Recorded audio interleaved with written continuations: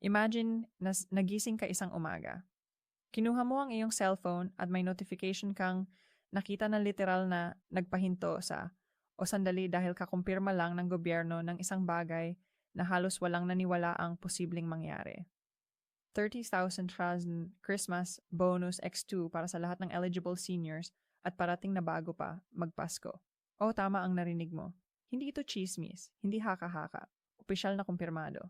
At ngayong araw, ibibigay ko sa iyo ang kumpletong detalye para alam mo exactly kung kailan matatanggap, sino ang siguradong kasama, at bakit biglang naging doble ang halaga ng bonus ngayong taon. Kung may senior ka sa pamilya, nanay, tatay, lola, lolo, o ikaw mismo ay senior citizen, itong balita na to ay literal na magbabago ng holiday season mo dahil hindi lang ito basta cash assistance. So ito yung klase ng tulong na nagbibigay ng ginhawa, nakakabawa sa bigat ng gastos at tunay na nagpapasaya ng Pasko. At ang pinakamahalaga, hindi mo na kailangang manghula. Ilalabas ko dito ang eksaktong petsa, mechanics, eligibility, at kung bakit gumawa ang gobyerno ng isang napakalaking never-before-seen na hakbang na ito. Kaya huwag mong iskip, huwag mong i-mute, at siguraduhin mong tapusin ang video dahil bawat segundo ay mahalaga para malaman mo kung paano mo makukuha ang buong SIS bago mag-holidays. Pero bago tayo magpatuloy, pindutin mo muna ang like button para mas marami pang seniors ang makarinig ng napakalaking balitang ito. Dumiretso na tayo dito sa mismong kwento at paliwanag kung paano nga ba umabot sa puntong naging doble ang Christmas bonus para sa ating mga seniors ngayong taon. Marami ang nagugulat, maraming nagtatanong, at marami talagang hindi makapaniwala dahil parang imposible ito kung iisipin mo ang sitwasyon sa bansa nitong mga nakaraang buwan. Pero sa video na ito, unti-unti nating bubuksan ang buong pangyayari para malinaw sa bawat manonood kung bakit hindi ito basta announcement lang, kundi isang malaking pagbabago na ramdam agad ng napakaraming pamilya. Kaya habang nakaupo ka at nanonood, isipin mo lang kung paano magbabago ang takbo ng Pasko para sa libu-libong seniors na matagal nang umaasa na sana ngayong taon ay may extra namang biyayang darating. At kung bakit ngayong taon biglang may dalawang halagang sabay na darating, hindi lamang para sa pang-araw-araw na gastusin, kundi para rin sa konting kasiyahan na minsan ay nakakalimutang ibigay ng lipunan sa kanila. Dahil hindi lingid sa atin na sa dami ng bayarin, gamot, pagkain at mga hindi inaasahang gastusin, ang simpleng 30,000 bonus ay isa ng napakalaking tulong. Pero paano kung gawing dalawa ito? Paano kung imbes na karaniwang halaga, biglang dumoble ang nasa envelope bago pa magpasko? Iyon mismo ang aalamin natin ngayon. Kung babalikan natin ang mga nakaraang buwan, mapapansin mong dahan-dahan nang tumataas ang usapan tungkol sa dagdag na suporta para sa mga senior citizens. May mga pahiwatig na may mga panukalang lumalabas. May mga balitang dumadaan sa social media pero walang malinaw. Walang kumpirmado at lalo namang walang nagsasabing magiging ganito kalaki ang halaga. Ang alam lang ng karamihan baka may dagdag pero wala. Sa mga nakaraang anyo ang umabot sa puntong 2 beses na 20,000 ang ibibigay. Kaya nang lumabas ang opisyal na kumpirmasyon, talagang parang pumutok ang balita saan man. Telebisyon, radio, Facebook, TikTok at mga group chat ng mga pamilya at kapitbahay. Pero ano ba ang totoo? Bakit biglang naging posible ang ganito kalaking bonus ni Janelle? At higit sa lahat, sino ang tiyak na makatatanggap nito?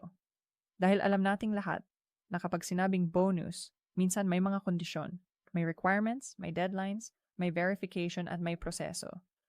At sa dami ng senior sa bansa, hindi lahat ay agad nauunawaan kung paano gumagana ang ganitong uri ng programang pampinansyal.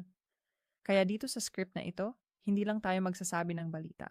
Gagawin nating malinaw, detalyado at ramdam kung paano itong bagong bonus ay maaaring maging literal na sagot sa matagal ng pangangailangan. Unahin nating ilahad kung saan nanggaling ang pondo dahil iyan ang pinakaunang tanong ng karamihan. Hindi naman kasi basta-basta nagbibigay ang gobyerno ng ganito kalaking halaga kung walang malinaw na pinanggagalingan. Ayon sa mga opisyal na pahayag, ang budget para sa bonus na ito ay bahagi ng reforma sa Social Assistance Program na matagal nang pinag-uusapan. Ibig sabihin, ilang taon na itong nasa pipeline. Pero ngayon lang talaga natulak ng tuloy-tuloy dahil sa mga bagong policy adjustments. Idag mo pa ang mataas na presyo ng bilihin, ang inflation, at ang pressure mula sa iba't ibang sektor na bigyan ng mas malaking suporta ang senior citizens. Dahil kung tutuusin, sila ang isa sa pinaka-vulnerable na grupo, lalo na pagdating sa gastusin sa healthcare, pagkain, at utilities. Dahil dito, gumawa ang gobyerno ng isang special provision na magsisilbing year and financial cushion para sa seniors. And doon na nga pumasok ang unang 30,000 bonus. Pero ano ang nagpabilis para maging 2 ang halagang ito? Dito papasok ang isa pang hindi inaasahang pangyayari, ang underutilized funds mula sa ibang social programs na hindi na nagamit ngayong taon. Imbes na ibalik sa Treasury, naglabas ng direktiba na ire-erect ang sobrang pondo para sa sektor na pinakanangailangan. At doon napunta ang second 30,000 na siyang bumuo sa kabuuang 60,000. Kung iisipin mo hindi ito pangkaraniwan, dahil madalas kapag may sobrang pondo agad ito, napupunta sa dagdag na benepisyo. Pero ngayon dahil sa dami ng seniors na nasa borderline ng kahirapan, dahil sa dami ng reklamo tungkol sa kakulangan ng suporta, at dahil na rin sa lumalalang sitwasyon sa bilihin, naging malinaw na hindi sapat ang isang bonus lang. Kaya nagkaroon ng pagkakataong buuin ang pangalawang tranche. Ngayon, pag-usapan naman natin ang pinaka-importanting tanong. Sino ang eligible? Marami ang nag-aalala, lalo na yung mga hindi pa nakukumpleto ang kanilang IDs, yung may kulang sa requirements at yung mga bagong senior this year. Kaya ito ang malinaw. Kahit sino narehistradong senior citizen, kahit anong capacity, kahit anong estado, basta nakalista sa senior registry, ay automatic nakasama sa unang tranche. Para naman sa second tranche, kailangan lamang na updated ang kanilang record. Ibig sabihin ay tama ang impormasyon, active ang account, at walang discrepancy sa pangalan or birth date. Pero huwag kang mag-alala dahil sa video na ito. Ipapaliwanag natin mamaya ang proseso kung paano mo malalaman kung updated ka na. Kasunod nito, isa pang tanong na paulit-ulit na tinatanong ng marami ay kung kailan mismo matatanggap ang bonus. At dito ka dapat makinig ng mabuti dahil maraming seniors ang nagkakaroon ng maling impormasyon, kaya hindi nila alam kung kailan sila dapat maghintay. Ayon sa opisyal na timeline, ang unang 30,000 ay ipapasok bago ang December 18, habang ang pangalawang 30,000 ay darating bago mag-December 24. Ibig sabihin, 2 ang petsang dapat bantayan at hindi sila sabay darating. At kung iisipin mo, mas maganda nga na magkahiwalay ang release dahil mas madaling i-verify at mas kaunti ang posibleng error sa distribution. Ngayon, linawin din natin na hindi ito loan, hindi ito cash advance, at lalo na hindi ito utang na babayaran sa susunod na taon. At siya ay bonus. Ibig sabihin, hindi ito ibinabawas sa kahit anong benefits mo. Hindi ito kapalit ng monthly pension mo. Hindi ito babawas sa iba mo pang allowances.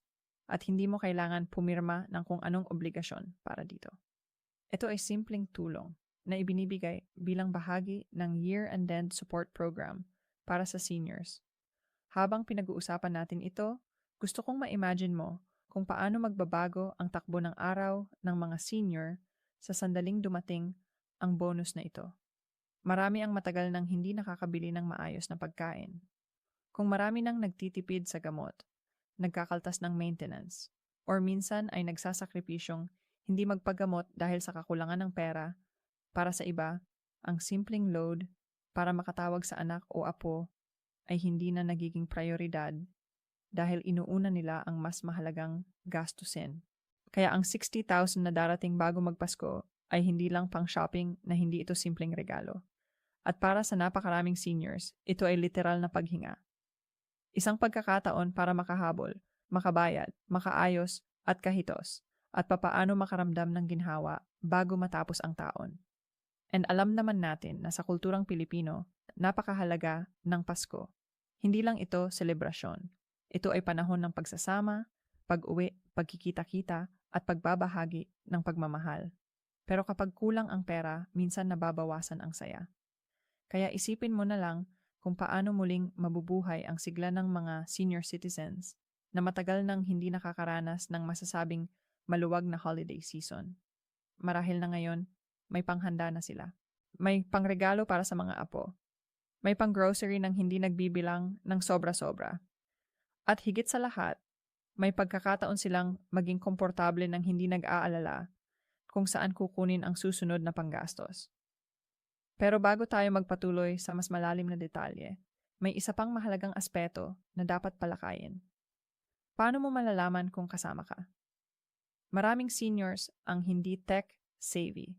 Hindi lahat marunong mag-check ng online portal. Hindi lahat may cellphone or internet. Kaya sa part 2 ng video, ilalatag natin ng malinaw ang step-by-step process kung paano mo ma-verify ang status mo, paano mo makikita ang release date mo, at paano mo masisigurong walang magiging delay sa pagtanggap mo ng bonus. For now, dito muna magtatapos ang part 1. Sa susunod na bahagi, idedetalye natin ang verification, release process, problema na dapat bantayan real-life scenarios. At ang pinakamahalaga, paano mo masisigurong matatanggap mo ang buong 60,000 bago magpasko? Ngayon, na malinaw na natin ang pinag-ugatan, dahilan at kabuo ang larawan, kung bakit naging posible ang 30,000 XT na bonus. Ngayon naman ay dadalhin kita sa mas praktikal at mas personal na bahagi ng usapan. Dahil kung ang part 1 ay tumutok sa paliwanag kung paano ito nabuo, ang part 2 naman ang tutulong sao na maunawaan kung paano mo mismo makukumpirma, matatanggap at mababantayan ang mismong release ng iyong bonus ng walang sablay, walang kalituhan, at walang delay. At habang pinapakinggan mo ito, tandaan mo, ang bawat detalye ay nakabatay sa totoong proseso, totoong galaw ng sistema, at totoong karanasan ng mga seniors na dumaan na sa ganitong uri ng financial assistance. Simulan natin sa pinakauna at pinakaimportanteng hakbang, ang verification stage.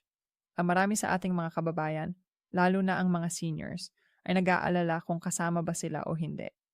May mga naririnig na hindi daw ako kasama kasi hindi ako updated o kaya sabi ng kapitbahay ko kailangan daw magparehistro ulit. Kaya bago magpanik, unawain natin na may dalawang uri ng status na dapat mong malaman, registered at updated. Kapag ikaw ay registered, ibig sabihin ay opisyal na. Kinikilala ka bilang senior citizen sa database. Kapag updated ka, ibig sabihin naman ay tama ang lahat ng impormasyon mo, pangalan, birth date, address at contact details. At tandaan, hindi mo kailangan maging text, sabi para malaman ito. Ang unang paraan para malaman kung updated ka ay ang pagpunta sa barangay. O simple lang, pero napakahalaga nito.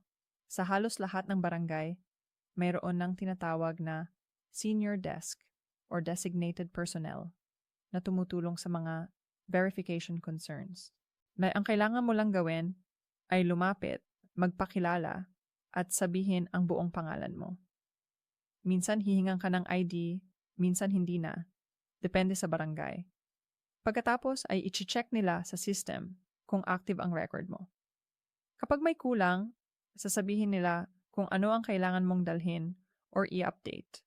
At huwag kang mag-alala, hindi ito magtatagal dahil routine na ito para sa kanila. Pero paano naman kung hindi ka makapaglakad o wala kang kasama papunta sa barangay? Huwag kang magbagwalala dahil may pangalawang paraan. Pwede kang tumawag sa hotline ng local social welfare office. Ang kailangan mo lang sabihin ay ang buong pangalan, birthday, at kung minsan ay ang iyong ID number, kung meron ka. Sasabihin nila sa'yo kung updated ka o kung may kailangan kang ayusin at huwag mong isipin na abala sila. Tagasyo, talagang nakakaalaan ang mga linya na ito para sa'yo at sa ibang seniors. Ngayon, kung updated ka na, ang susunod na tanong ay, paano mo malalaman kung kailan papasok ang bonus?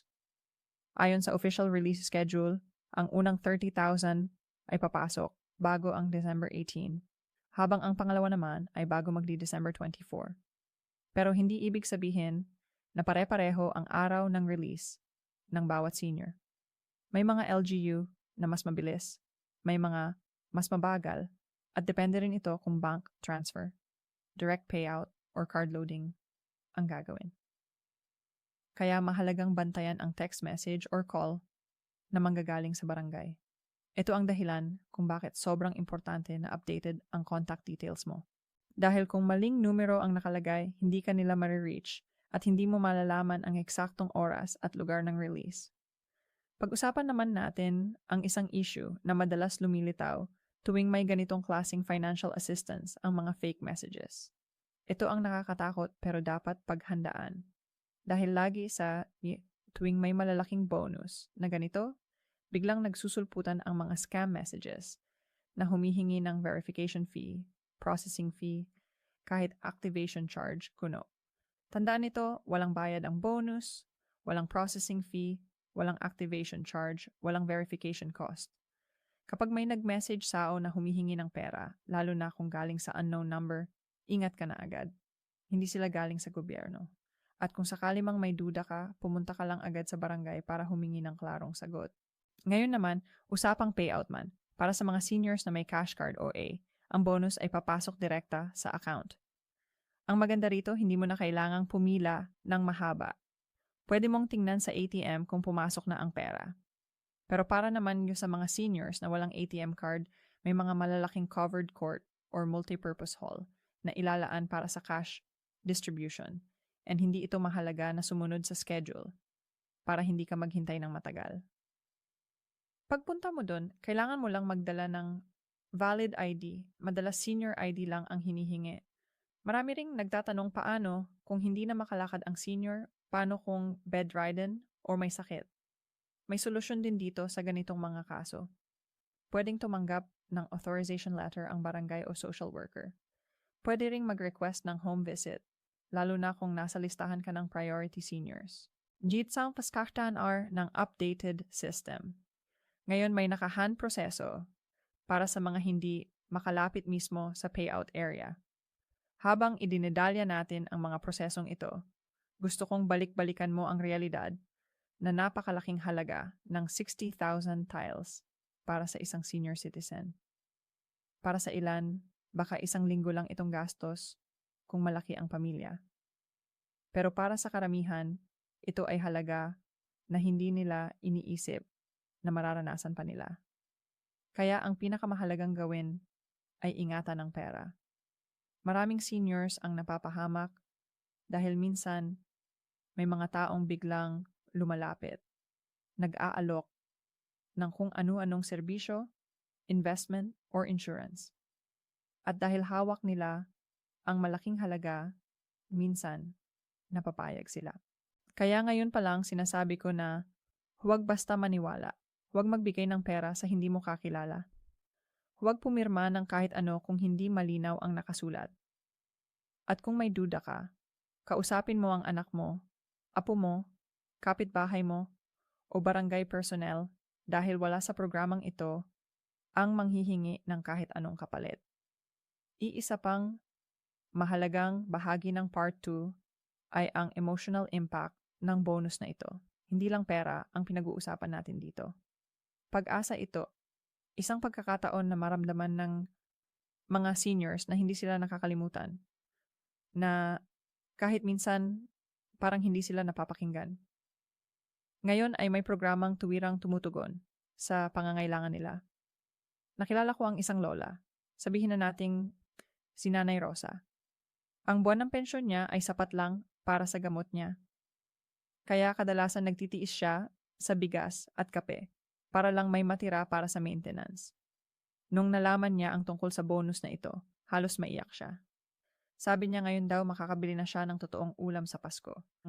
Makakapagregalo siya sa mga apo niya at higit sa lahat hindi na siya mahihiyang humingi ng tulong dahil kahit papaano may extra siyang pera. Sa bawat senior na katulad ni Nanay Rosa, naiintindihan mo kung bakit hindi lang ito basta bonus. Isa itong paalala na ang gobyerno, kahit may kakulangan ay may mga panahong naglalabas ng totoong malasakit. At isa itong paalala sa mga pamilya na ang kanilang mga matatanda ay hindi dapat balwalain. Dahil sa programang ito, mas marami ang magkakaroon ng pagkakataong pagsamahin ang pamilya ngayong holiday season.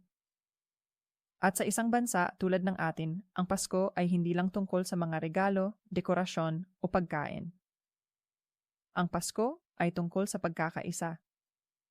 At kung may isang benepisyo man na pwedeng magpabago ng takbo ng selebrasyon, ito na iyon. Siyempre, hindi rin mawawala ang mga hamon. May ilang lugar na maaaring ma-delay ang release dahil sa logistical concerns. May mga remote barangay na mahirap puntahan na may mga seniors na wala pang updated records. Kaya ang pinakamagandang gawin ay maging maagap. Kung hindi mo pa nakukumpirma ang status mo, gawin mo na ngayon. Huwag mong hintayin ang huling linggo. Tandaan mo na hindi mo kailangan maging marunong sa cellphone. Ang kailangan mo lang ay pumunta sa barangay at sabihin ang pangalan mo. Napagsuos pa natin ang isa pang bagay na madalas tanggalin ng mga tao sa kanilang utak, ang karapatan nila. Tama ang narinig mo. Karapatan mo bilang senior citizen ang makatanggap ng benepisyong ito. Hindi pabore. Hindi ito utang na loob. Ito ba'y bahagi ng batas at bahagi ng programang naglalayong tulungan ka. Kaya kung sakali mang may problema sa record mo, may nawawalang impormasyon, o may delay sa release mo, may karapatan kang magtanong, mag-follow up, at humingi ng tulong. Yang barangay, ang social welfare personnel ay nariyan para tumulong sao. Huwag kang matakot, huwag kang mahiyang magsalita dahil mas mabilis maaayos ang problema kung alam nila na kailangan mo ng tulong. Ngayong papalapit na tayo sa pagtatapos ng script. Gusto kong pag-usapan natin ang mas malaking larawan, ENCOBAL. Ang ibig sabihin ng ganitong klaseng bonus sa isang bansa. Ang sagot ay simple pero malalim. Ito ay panandaliang ginhawa. Pero isa rin itong pahiwatig na kayang gumawa ng malalaking hakbang ang gobyerno kapag talagang inuuna ang pangangailangan ng mga tao, at sana maging simula ito ng mas marami pang programa para sa seniors dahil hindi dapat dito nagtatapos. Ang bonus ay pansamantalang tulong, pero ang pangmatagalang suporta ang tunay na kailangan. Himpa, kinanisan na ang programang ito ay maging pinto para sa mas mataas na monthly assistance, mas madaling access sa gamot, at mas malinaw na sistema para sa kanilang kapakanan. At bago na ako tapusin ang script na ito, gusto kong balikan ang dahilan kung bakit napakahalaga ng video na ito.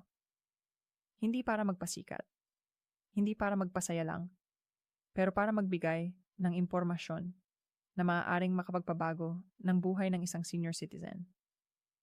At kung isa ka sa mga nanonood ngayon, para alamin ang tungkol. Sa bonus, tandaan mo, kaya ka namin ginagawa ng ganitong linggong paliwanag dahil karapatan mong malaman ang buong katotohanan ng walang gulit, walang kulang, at walang paligoy-ligoy. Ngayon, habang papalapit na ang Pasko, siguro gusto mong isipin kung ano ang gagawin mo sa 60,000 na darating sa upasay. Gamitin mo sa bagay na makabot sa prayo. Sa gamot mo, sa pagkain, sa panghanda, sa kapayapaan ng isip. Dahil kung may isang bagay na dapat mong ibigay sa sarili mo ngayong holiday season, iyon ay ang karapatang maging masaya at komportable. Marami ka ng pinagdaanan sa buhay. Pinaghirapan mo ang bawat taon.